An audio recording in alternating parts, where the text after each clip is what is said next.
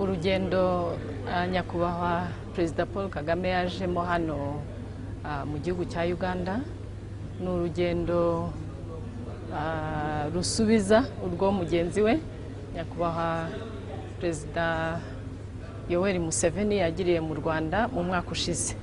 Muzi ko yaje mu Rwanda mu kwezi kwa karindwi amara iminsi nk'ine. Ni urugendo rero ku rwego rw'abakuru b'ibihugu, state visit. Muri uru rugendo ariko harimo n'akarusho kuko Perezida wa Repubulika y'u Rwanda yatumiwe muri iki gihugu guhabwa impeta z'ishimwe kubera uruhare yagize mu gufasha Uganda mu ntambara yo kwibohora. Uwo muhango rero uzaba ejo ku itariki ya 26 y'ukwezi kwa mbere, akaba mu by'ukuri ari uruzinduko rw'abakuru b'ibihugu basurana, ibihugu bihura, ariko hakazamo n'ubwo butumire n'ubundi yari afite bwo kuza kuko ejo ni isabukuru yo kwibohora ku gihugu cya Uganda. Bakaba baramutumiye n'ubundi ngo bazamuhe ishimwe ry'uruhare yagize mu kubohora kino gihugu cya Uganda.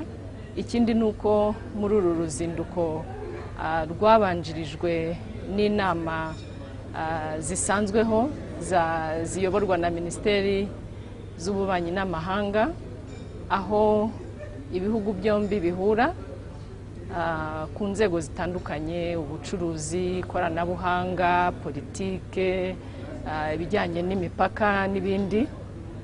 Noneho ibihugu byombi bihagarariwe n'abashinzwe izo nzego zitandukanye bakagirana imishyikirano, bakaganira.